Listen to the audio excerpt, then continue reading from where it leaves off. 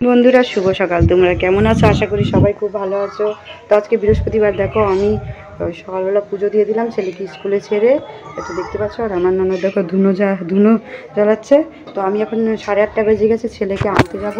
তো বেশি মানে 8:30 বেজে গেছে, 9:15 ছুটি। তো আমি তাড়াতাড়ি তাড়াহুড়ো করে করছি। তো চলো আমি ছেলেকে আনতে যাই। মানে সারাদিন কী করছি না করছি সবটাই তোমরা দেখতে পাবে। টাটা। তো তোরা সব দেখো আমি ওই রেডি হয়ে গিয়েছি। তো ঠাকুরকে পুজো দিয়ে এখন ছেলেকে আনতে যাব। তো কিছু খাইনি, প্রচণ্ড হাঁপিয়ে যাচ্ছি। প্রচণ্ড গরম, ফ্যানও চালাতে পারছি না, কারণ এখন ধুনো দিয়েছি। তো চলো ছেলেকে আমি আনতে যাচ্ছি, যতটা পারবো তোমাদেরকে দেখাবো। তো চলো টাটা। তো আমি এখন বাড়ির থেকে বেরিয়ে চলে এলাম। এটা আমার ছেলের স্কুলের সামনে, ওই রাস্তাটা, ওই যে স্কুলটা। তো আমি স্কুলের ভিতরে চলে যাই। এখানে ছেলের অ্যাডমিট কার্ড দিচ্ছে 8টা থেকে, প্রচণ্ড ভিড়। তো ছেলের ছুটিও হয়ে গেছে। তো ছেলেকে নিয়ে বেরিয়ে এলাম। এখানে ছেলের স্কুলের সামনে একটা ওই দোকান আছে, ওখান থেকে কচুরি নিলাম। খাওয়ার সময় দেখো এখানে কচুরি আর এখানে বড়া তরকারি এগুলো নিয়েছি। এখানটাই আছে। তো বড়ার জন্য চাটনি খাবো না। তো আয়ানকে স্নান টান করিয়ে দিয়েছি, বসে আছে আয়ান এখানটায়। তো চলো আমি খেয়ে নিই, খেয়ে আবার তোমাদের সামনে। তো এখন বিকেল বাজে 4:30। তো আমি তোমাদেরকে দুপুরবেলা কিছু দেখাতে পারিনি, শরীরটা খারাপ ছিল, ওর জন্য ওরা খাওয়া দাওয়া কিছু দেখাতে পারিনি। তো ছেলেকে টিউশনে ছেড়ে দিয়ে এলাম। এসে ছেলের জন্য এখন ওই কেক নিচ্ছি। এটা হলো স্টেফিন থেকে কেক নেব ছেলের জন্য। তো এই কেকগুলো না টুকরো করা কেক নেব ছেলের জন্য। তো এই কেকগুলো দেখছিলাম, ভালো লাগছিল। তো কেক নিয়ে আমরা সেই আবার চলে এলাম।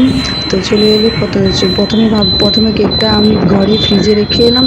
তো তোমাদের ঘরে দেখাতে পারিনি, চপ দিয়ে মুড়ি দিয়ে খেলাম, এসব তোমাদের দেখাতে পারিনি। তো তারপরে আমরা ওই খেয়ে দিয়ে কেকটা রেখে তারপরে এখন আবার যাচ্ছি স্টেশনে। তো বর ওই স্টেশনে যাবে, তো বরের সঙ্গেই যাচ্ছি। তো স্টেশনের বর বললো যে মানে কি একটা কাগজ দেবে, যে গাড়ি আসবে, করমণ্ডল আসবে, করমণ্ডলে একটা কাগজ দেবে। তো কাগজটা দিয়ে তারপরে আবার চলে আসবে। আমি বললাম ঠিক আছে চলো, ছেলেকে নিয়ে একেবারে তাহলে ছুটি হবে 7:30টার সময়, তাহলে একেবারে চলে আসবো।